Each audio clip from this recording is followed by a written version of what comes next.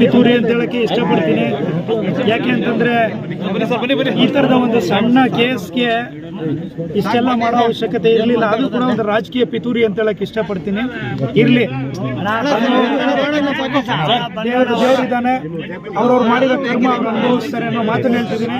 ಈಗ ನಾನು ತಿಂದಿರೋ ನೋವು ಖಂಡಿತ ಅವರು ಯಾರು ನನಗೆ ಆ ಪಿತೂರಿ ಮಾಡಿದ್ದಾರೆ ಅವರು ಅವ್ರ ಮಕ್ಕಳು ಅನುಭವಿಸ್ತಾರೆ. ನಾನಿವತ್ತು ಒಂದು ಕೋರ್ಟ್ಗೆ ಈ ವಿಚಾರವಾಗಿ ಬಂದಿದ್ದಕ್ಕೂ ಒಂಥರ ಏನೇ ಇದ್ದರೂ ಕೂಡ ನಮ್ಮ ಶಿಡ್ಲಘಟ್ಟ ಜನತೆಗೋಸ್ಕರ ಮಾಡಿದಂಥ ಒಂದು ತ್ಯಾಗ ಅಂತಲೇ ಹೇಳಕ್ಕೆ ಇಷ್ಟಪಡ್ತೀನಿ. ಯಾಕಂದರೆ ಯಾವುದೇ ಒಂದು ನಾನು ಕಳ್ತನ ಮಾಡಲಿಲ್ಲ, ಕೊಲೆ ಮಾಡಲಿಲ್ಲ. ಆದರೂ ಕೂಡ ಇವತ್ತು ನಮ್ಮ ಶಿಡ್ಲಘಟ್ಟ ಜನತೆಗೆ ನ್ಯಾಯಕ್ಕೋಸ್ಕರ, ಸತ್ಯಕ್ಕೋಸ್ಕರ ಹೋರಾಟ ಮಾಡೋದಕ್ಕೋಸ್ಕರ ಇದು ಕಾರಣಾಂತರಗಳಿಂದ ತೊಂದರೆ ಆಗಿರ್ಬೋದು. ಆದರೂ ಕೂಡ ನಾನು ನ್ಯಾಯಕ್ಕೆ ತಲೆಬಾಗ್ತೀನಿ, ಸತ್ಯಕ್ಕೆ ಗೌರವ ಕೊಡ್ತೀನಿ. ಹಾಗಾಗಿ ಮುಂದಿನ ದಿನಗಳಲ್ಲಿ ನಮ್ಮ ಶಿಡ್ಲಘಟ್ಟ ವಿಧಾನಸಭಾ ಕ್ಷೇತ್ರದಲ್ಲಿ ನಮ್ಮ ಜನತೆಗೆ ಸತ್ಯ ಮತ್ತು ನ್ಯಾಯ ಸಿಗಬೇಕು. ಅದಕ್ಕೆ ಏನೆಲ್ಲ ಹೋರಾಟ ಮಾಡಬೇಕು, ಕಾನೂನು ರೀತಿಯ ಹೋರಾಟ ಮಾಡ್ತೀನಿ. ಅದರೊಟ್ಟಿಗೆ ನನಗೆ ಒಂದು ಆತ್ಮಸ್ಥೈರ್ಯ, ಧೈರ್ಯವನ್ನು ತುಂಬಿದಂಥ ಎಲ್ಲ ನಮ್ಮ ಶಿಡ್ಲಘಟ್ಟ ವಿಧಾನಸಭಾ ಕ್ಷೇತ್ರದ ಕಾರ್ಯಕರ್ತರಿರ್ಬೋದು, ನನ್ನ ತಂದೆ ತಾಯಂದಿರಿರ್ಬೋದು, ಹಾಗೂ ಅಣ್ಣ ತಮ್ಮಂದ್ರಲ್ಲಿರ್ಬೋದು, ನನ್ನ ಎಲ್ಲ ಮುಖಂಡರುಗಳಿರ್ಬೋದು, ಎಲ್ರಿಗೂ ಕೂಡ ನಾನು ಅವ್ರಿಗೆ ನನ್ನ ಶಿರಬಾಗಿ ನಮಸ್ಕಾರ ಹೇಳಕ್ಕೆ ಇಷ್ಟಪಡ್ತೀನಿ. ನನ್ನ ಜೊತೆಯಲ್ಲಿ ಶಕ್ತಿಯಾಗಿ ಎಲ್ಲರೂ ಕೂಡ ನಾವಿದ್ದೇವೆ, ನಿನಗೆ ಏನೇ ತೊಂದರೆ ಆದರೂ ಕೂಡ ನಾವಿದ್ದೀವಿ ಅನ್ನೋ ರೀತಿಯಲ್ಲಿ ಸುಮಾರು ಸಾವಿರಾರು ಸಂಖ್ಯೆಯಲ್ಲಿ ಎಲ್ಲರೂ ಕೂಡ ನಾನು ನೋಡ್ತಿದ್ದೆ. ತುಂಬ ಸಂತೋಷ ಆಗ್ತಿತ್ತು. ಅಂದರೆ ಇದೆಲ್ಲ ಆಗಿ ಏನೋ ತೊಂದರೆ ಆಯ್ತೇನೋ ಅನ್ನೋ ಥರನೂ ಅನಿಸ್ತಿತ್ತು. ಆದರೂ ಕೂಡ ನಮ್ಮ ಜನ ಎಲ್ರಿಗೂ ಗೊತ್ತಿದೆ, ನಾನು ಯಾವತ್ತೂ ಕೂಡ ಇಲ್ಲದೇ ಇರೋಂಥದ್ದಕ್ಕೆ ಯಾವುದಕ್ಕೂ ಹೋಗಲಿಲ್ಲ. ಸತ್ಯದ ಪರವಾಗಿ ಹೋರಾಟ ಮಾಡ್ತಿದ್ದೀನಿ.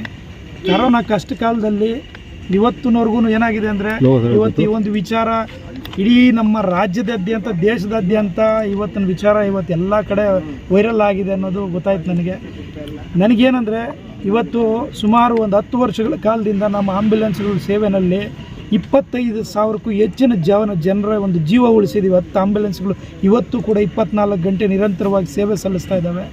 ಅವರೆಲ್ಲರೂ ಕೂಡ ಹೇಳ್ತಿದ್ದಾರೆ, ನೀವು ಮಾಡಿರೋಂಥ ಒಳ್ಳೆಯ ಕೆಲಸಗಳನ್ನ ಯಾರೂ ಕೂಡ ನಾವು ಮರ್ತಿಲ್ಲ.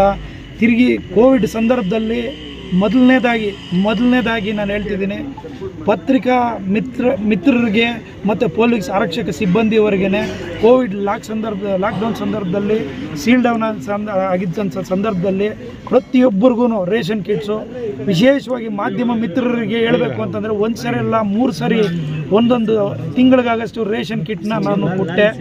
ಇವತ್ತಿರಲಿ, ಕಾರಣಾಂತರಗಳಿಂದ ಏನೇ ಒಂದು ತೊಂದರೆ ಆಗಿರ್ಬೋದು. ಆದರೂ ಕೂಡ ನಾನು ಹೇಳ್ತಿದ್ದೀನಿ, ನನಗೆ ಯಾರೆಲ್ಲ ಸಪೋರ್ಟ್ ಮಾಡಿದ್ದಾರೆ ಇರಲಿ, ಅವರು ಇವತ್ತು ಎಲ್ರಿಗೂ ಕೂಡ ನಾನು ಧನ್ಯವಾದಗಳನ್ನ ಹೇಳೋಕ್ಕೆ ಇಷ್ಟಪಡ್ತೀನಿ. ಮುಂದಿನ ದಿನಗಳಲ್ಲಿ ನಮ್ಮ ಶಿಡ್ಲಘಟ್ಟ ನನ್ನ ಕರ್ಮಭೂಮಿ. ನನ್ನ ಏನೇ ಇರಲಿ ಶಿಡ್ಲಘಟ್ಟದ ಜನತೆಗೋಸ್ಕರ ನಾನು ಯಾವತ್ತೂ ಕೂಡ ಸತ್ಯದ ಪರವಾಗಿ ಹೋರಾಟ ಮಾಡೋದಕ್ಕೆ ನಾನು ಸಿದ್ಧವಾಗಿರ್ತೀನಿ.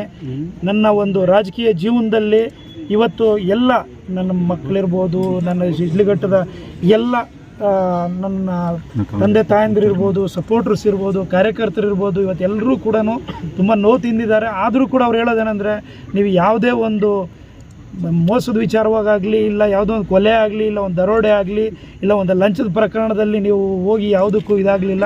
ಇರಲಿ, ಕಾರಣಾಂತರಗಳಿಂದ ಆಗಿರ್ಬೋದು. ಆದರೂ ಕೂಡ ನಿಮ್ಮೊಟ್ಟಿಗೆ ನಾವಿದ್ದೀವಿ, ನೀವು ನಮ್ಮೊಟ್ಟಿಗೆ ಇರಬೇಕು ಅನ್ನೋ ಮಾತನ್ನು ಎಲ್ಲ ಹೇಳ್ತಿದ್ದಾರೆ. ಹಾಗಾಗಿ ನನಗೆ ನಮ್ಮ ಕಾರ್ಯಕರ್ತರೇ ನನ್ನ ಒಂದು ಶಕ್ತಿ ಅಂತ ಹೇಳ್ಬಿಟ್ಟು ಈ ಒಂದು ಸಂದರ್ಭದಲ್ಲಿ ಹೇಳೋಕ್ಕೆ ಇಷ್ಟಪಡ್ತೀನಿ. ಎಲ್ಲ ಮಾಧ್ಯಮ ಮಿತ್ರರಿಗೂ ಏನಾದರೂ ನನ್ನಿಂದ ತಪ್ಪಾಗಿದ್ರು ನಿಮಗೂ ಕೂಡ ಒಂದು ಕ್ಷಮೆ ಕೇಳ್ತಾ ಇರಲಿ, ಮುಂದಿನ ದಿನಗಳಲ್ಲಿ ನಿಮ್ಮ ಸಹಕಾರ ಇರಲಿ ಅನ್ನೋ ಮಾತನ್ನು ಹೇಳ್ತಾ ನನ್ನ ಮಾತನ್ನು ನಾನು ಮುಗಿಸ್ತೀನಿ.